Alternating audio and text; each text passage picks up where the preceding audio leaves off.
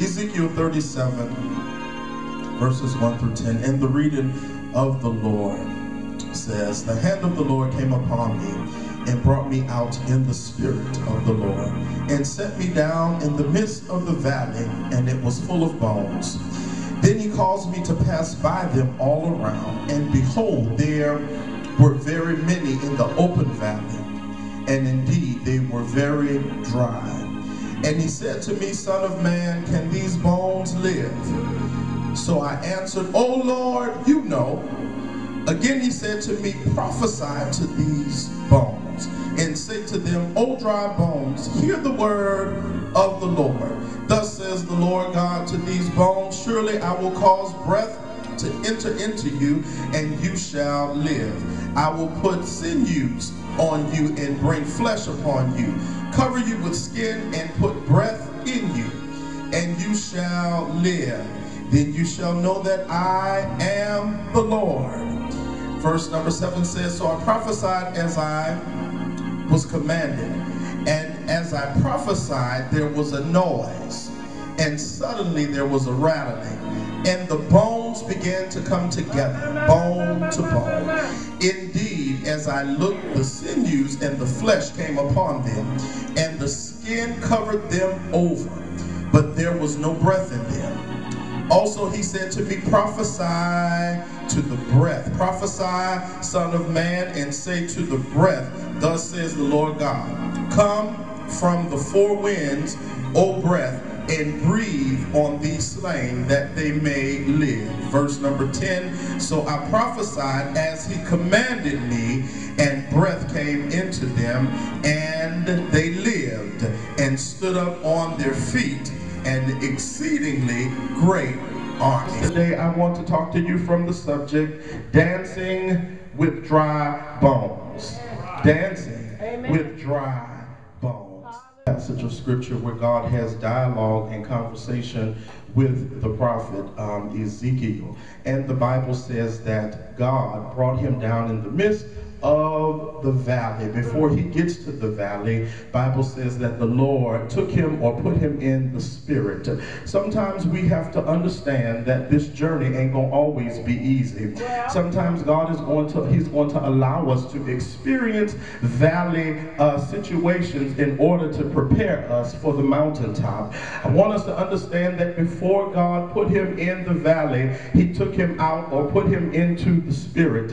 Before God puts you in the valley, before God lets trouble come your way, before God lets trouble hit your life, God will always put you in the spirit, because we can't deal with spiritual matters with a carnal or a natural mind. We have to be mindful that God is spirit, and they that worship him must do what? Worship him in spirit and in truth. So the Lord put him on the same playing field with him. He put him in the spirit, then he put him in the valley. Not just any valley, not just a regular valley, but the Bible indicates that he put him in a valley filled with dry bones. He put him in a valley that was filled with gloom and doom. He put him in the valley where nothing was growing, where nothing was living. And then the Bible goes on to say that God begins to speak to Ezekiel and then tells him, now I want to see what you can do now. I want to see if you can make it now. Some of us can always make it when things are favorable and move in the direction that we need them to go in.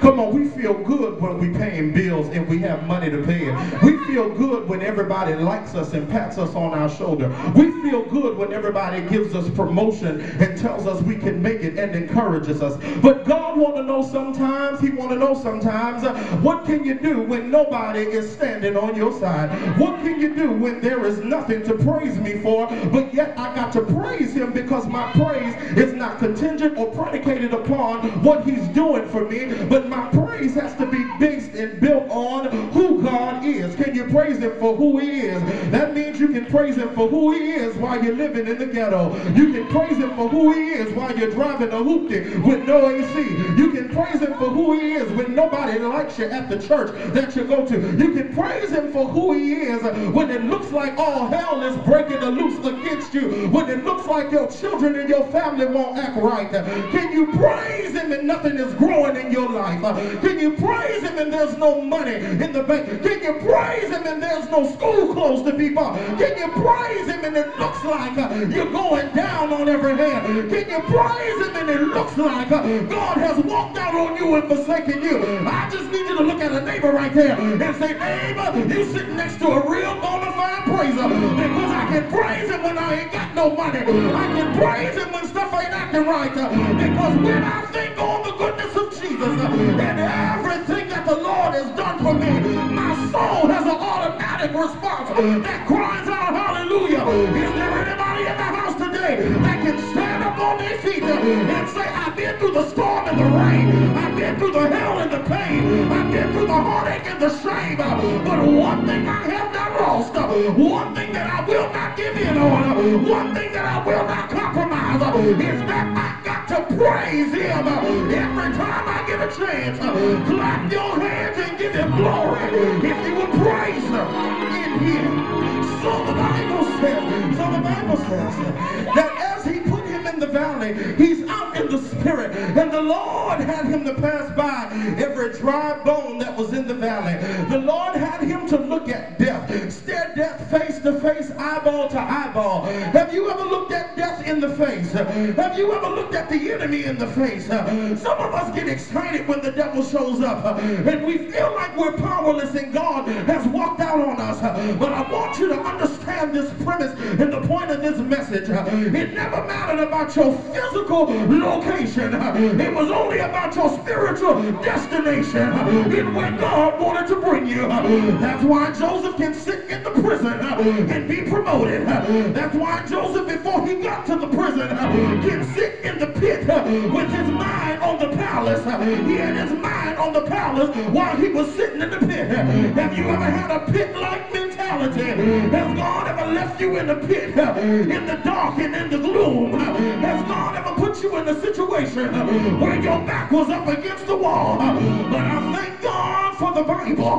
For the Bible says in the Old Testament, when your back get up against the wall, you got to do like King Hezekiah. You got to turn your face, take your back off the wall, put your face on the wall, and begin to cry out to God, and begin to remind him, God, I can't praise you if you kill me in this pit. I can't praise you if you leave me like this. Sometimes you got to put your face on the wall. You don't need nobody to co-sign. You don't need nobody to agree with you. You just got to get with God. That's the problem with the 21st century church.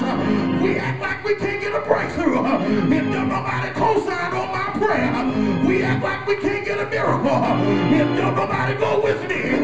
If I got to preach all by myself, if I got to sit in this church by myself, he's left me in the valley full of dry bones. And I'm so glad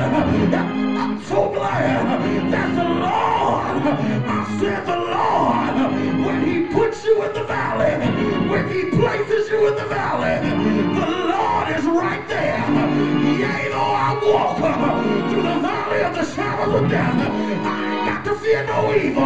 I shall not be scared. I shall not be moved. I shall not compromise. The Lord, he's with me. Slap a neighbor of five and say, neighbor, the Lord is with me. I just need you to look at the rest of this text right here. The Bible says when he puts him in the valley full of dry bones, change the text. He really said, I'm putting you in the valley full of dead bones. Has God ever put you in a position with dead things, where dead things all around you? Your checking account is dead. Your family situation is dead. Your relationship is dead. Your car is dead. Your job is dead. Your everything is dead. But the Lord has put you in it to bring you out of it. He don't start nothing that he can't finish. He is Alpha and Omega, beginning and the end. I need you to help me praise him as I get through with this text. While I'm in the valley, while I'm looking at death, don't know how bills gonna get paid, don't know how the scholarships are gonna get there, don't know how tuition gonna be paid. Don't know how his car and my car gonna get paid for. I come here to bring you good news that the Lord said, you just in the valley, but before I put you in the valley, I put you in the spirit. And now that you're looking at death, now that you're looking at opposition, the Lord says to Ezekiel, I need you to prophesy. I need you to open up your mouth and begin to speak to the dry bones.